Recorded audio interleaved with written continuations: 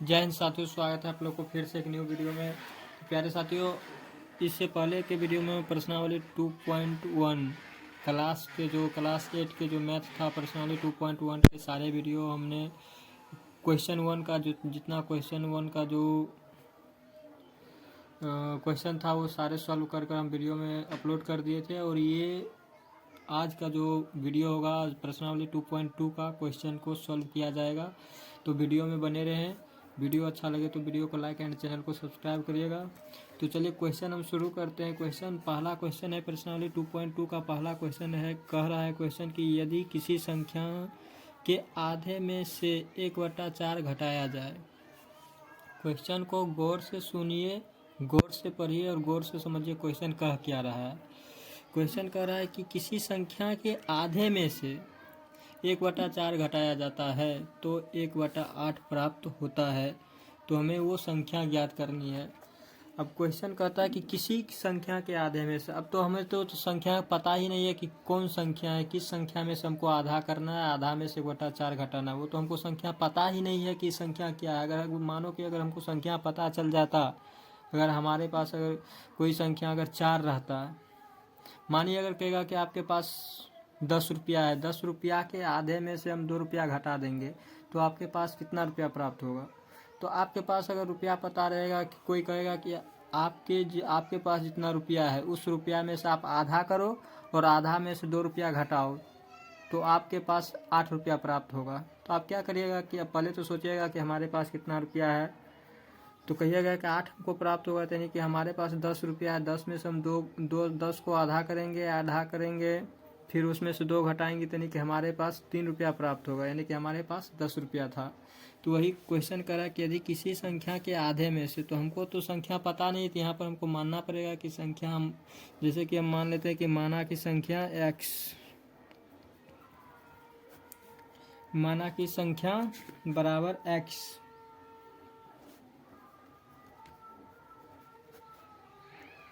संख्या को हम x मान लिए। तो अब क्या कर रहा है कि इस संख्या के आधे में से 1/4 घटाया जा रहा है।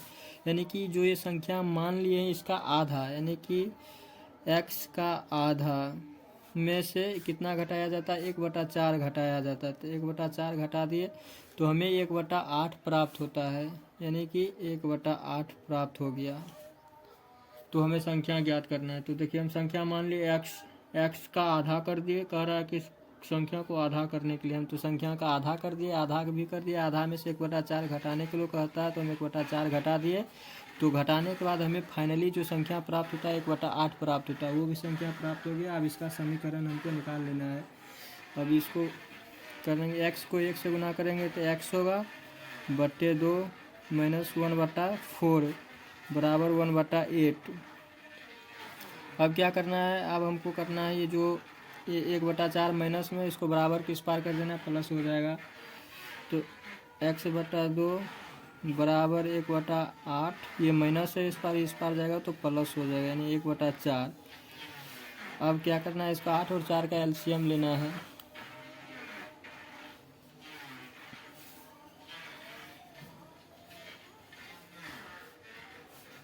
अब देखिए x/2 बराबर 8 4 का लघुत्तम एलसीएम, 8 4 का एलसीएम 8 होगा। 8 एकम 8, और 8 को एक बार पढ़ेंगे तो 8 होगा, और 1 को एक बार पढ़ेंगे तो 1, प्लस 4 को 2 बार पढ़ेंगे तो 8 होगा। तो 1 की 2 बार पढ़ेंगे तो यानी 2।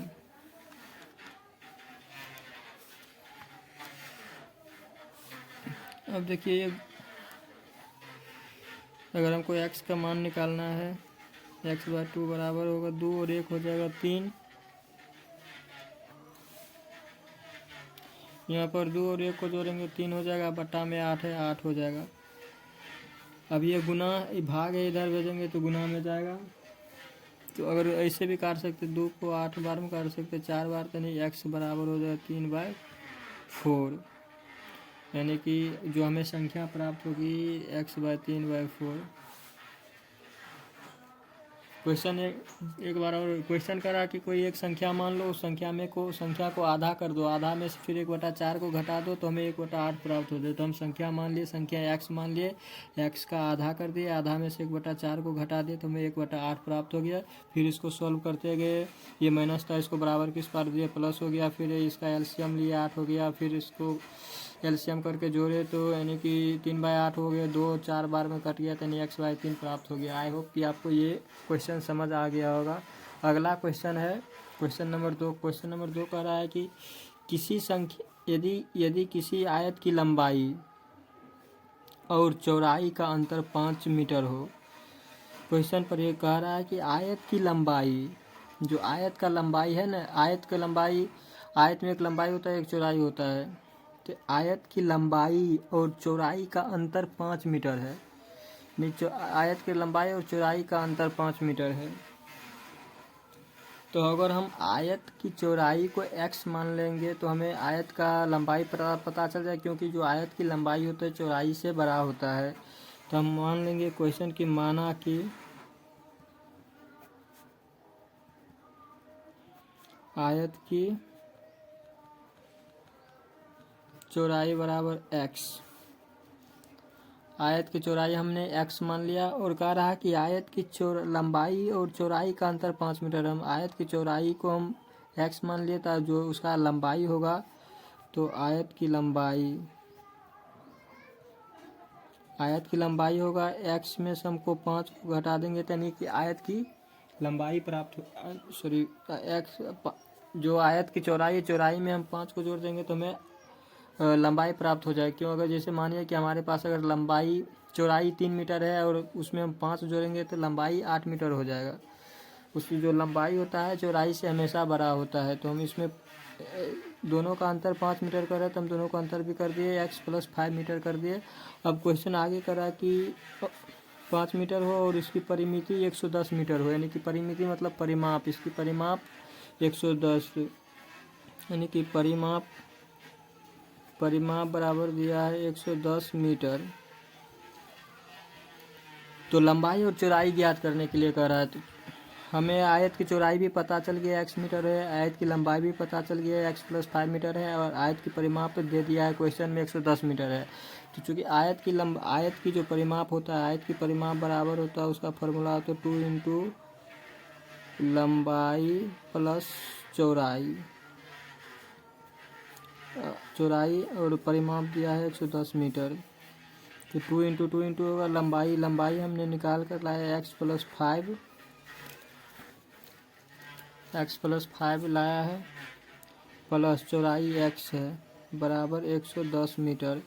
अब इस दोनों को एकाएकी इसको एकाएकी गुना कर देना। 2 को x से गुना करेंगे तो 2x + 5 को 2 से गुना करेंगे तो 5 दूना 10 हो जाएगा।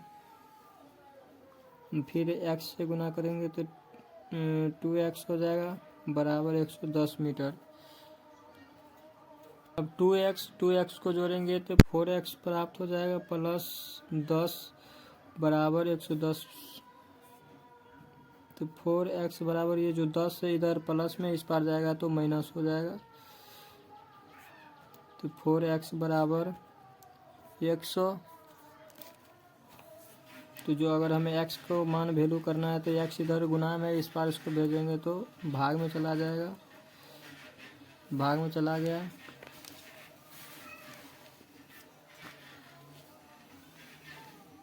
फिर अब जो हमको ये x बराबर 4/25 है, इसको काटेंगे तो ये 25 बार में कट जाएगा, यानी कि जो x का मान है हमको 25 प्राप्त आया। जो x का मान 25 आया था, हम x किसको माने थे? x चौड़ाई के माने थे। तो हमको कह रहा है क्वेश्चन में कह रहा है लंबाई और चौड़ाई ज्ञात करने के लिए। तो लंबाई और चौड़ाई तो x को हम 25 मान लिए, यानी कि आयत की चौड़ाई हो गया 25 मीटर। तो आयत की लंबाई क्या होगा? आयत की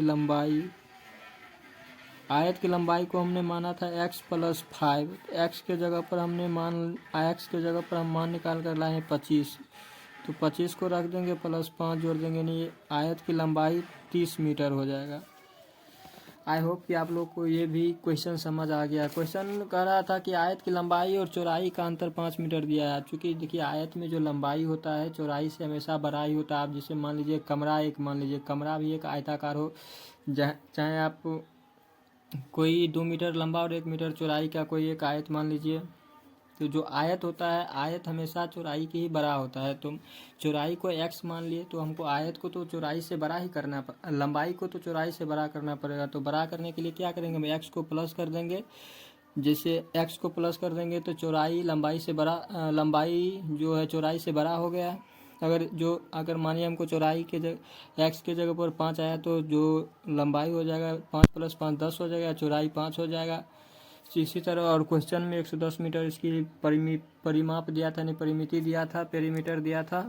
और जो आयत की परिमाप होता है पेरीमीटर होता है 2 × लंबाई प्लस चौड़ाई बराबर 110 मीटर। और लंबाई का मान हमने निकाले x + 5, चौड़ाई x, दोनों को मान को वैल्यू को रखकर इसको हल करते गए। 2 को गुना के 2x + 5 दूना 10 हो गया। फिर 2x को गुना के 2x बराबर 110, 2x + 2x 4x हो गया, प्लस 10 बराबर 110 मीटर।